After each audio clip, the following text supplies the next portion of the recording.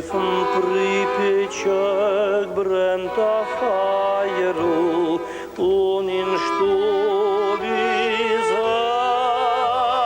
heiß und der Rebbe lernt kleine Kinderle der My guest is Nathan Mizrahi and my wife, Dvoira Gutman.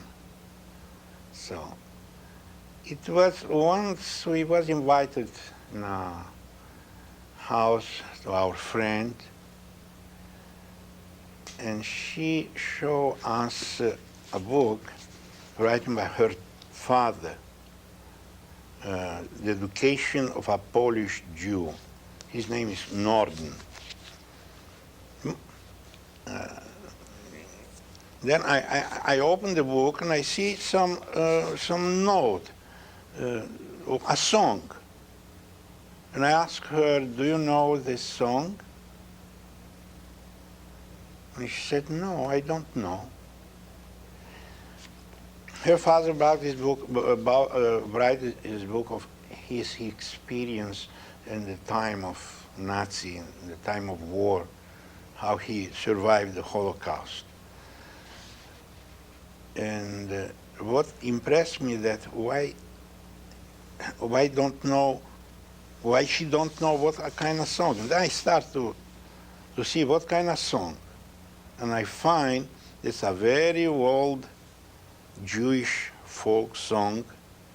It's a lullaby. I remember my mother saying to me that. And when I started to think, Dvoira said, yes, I know this song. My mother sang me when I was a little girl. And I start to think. In Yiddish, of course. Here is writing, he write here in English. In the stuffy little room, the Rebbe is patiently drilling the little students in their alphabet and explaining its value in later life. I try to sing this song. You excuse me, I'm not a musician. Of'n Pripyat brennt a fire, and in Stieb is heiß, in der Rebbe lernen kleine Kinderle, dem alle beis. In der Rebbe lernen kleine Kinderle, dem alle beis. Sog je kinderlich, gedenk je teiere, wo's ihr lernen du. Sog je noch amol, an Tag je noch amol, kommet's alle fu.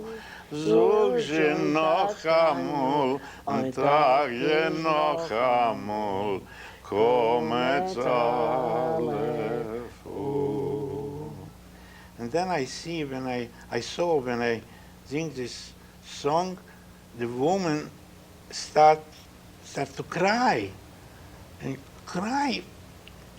And I ask her, why you cry? She said, I did not know he write this song, so beautiful song. And for the first time she listened to the song what his father write in this book. Yeah. And for that, we think this show is necessary to transmit some for the old generation, from the old generation to the new generation, what we know. Maybe most of them know these songs, but is our remember. So when we are two survivors from concentration camp. So with God's help, we are here. So we try to do that, to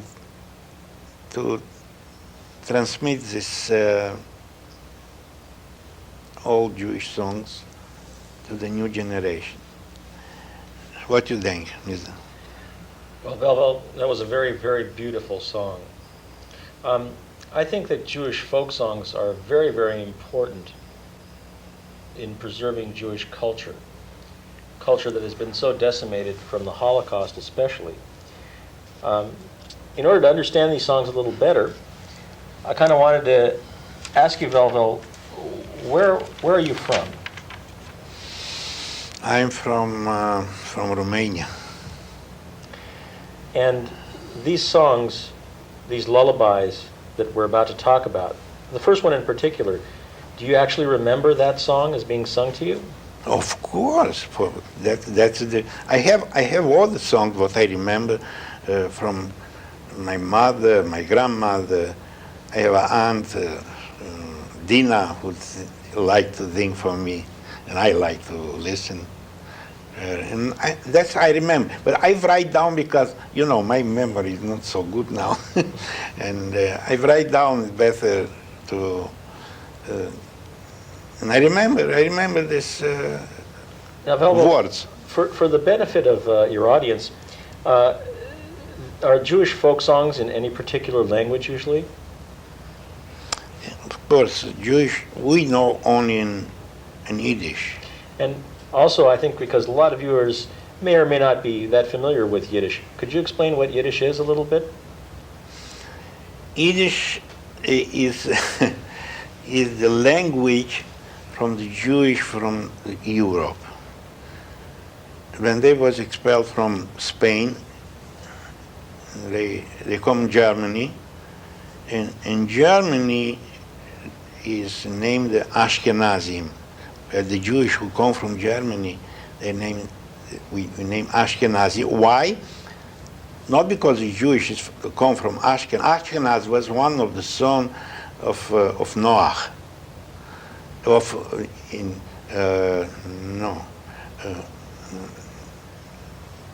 a nephew of Noach, and the German come from this son. Nephew of Noach, who his name is Ashkenazi, and the Jew depart into from Spain in two parts. One was Sephardim, that means because in Hebrew Spain is Sephardia, right? Right. Yes, and they are Sephardim. They go emigrate in the south, in North Africa, in Israel, in Turkey. The Jewish who go in French, and then it was expelled French in Germany, they name themselves Ashkenazi. The same brother is not different, maybe in some costume. Yeah.